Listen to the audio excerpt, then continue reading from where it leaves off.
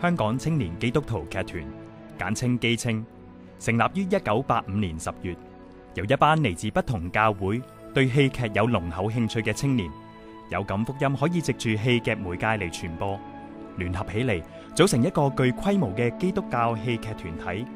至今，我哋嘅成員有超過90人。基青嘅成立宗旨係藉住戲劇藝術廣傳福音，推廣基督教戲劇文化。我哋相信宇宙間有一位全能嘅創造者上帝，佢係一切生命、智慧同靈感開端嘅源頭。為此，我哋深切期望基青嘅作品能夠震撼每位觀眾嘅心靈，激發大眾對生命嘅再思同尋索。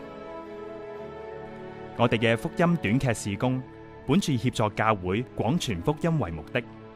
演出嘅劇目主要令人思想人生、自我反省，以致仰望上帝，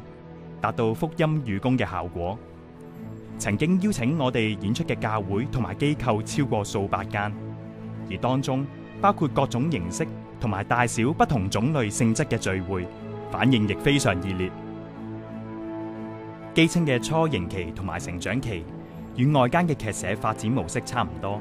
都係以不斷嘅演出同比賽嚟肯定自己嘅藝術路向，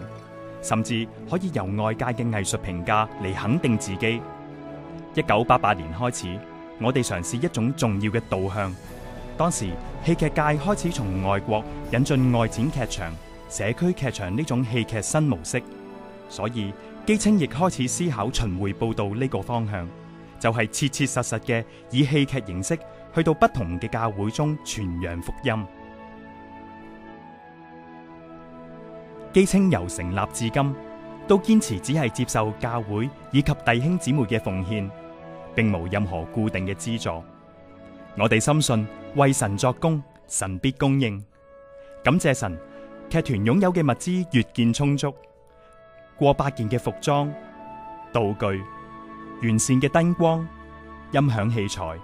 甚至固定嘅團子，都可以讓我哋豐豐富富、無憂無慮咁樣為神去演出。回望過去，不得不驚訝神喺我哋當中所行嘅神蹟奇事，一切有住神嘅恩典。踏入25年銀禧年，我哋會繼續委身，以話劇、以藝術傳揚福音，延續戲劇侍奉嘅信念，不斷創作求新。銀禧年標誌住神嘅恩典，亦代表住團友們對生命嘅呈獻。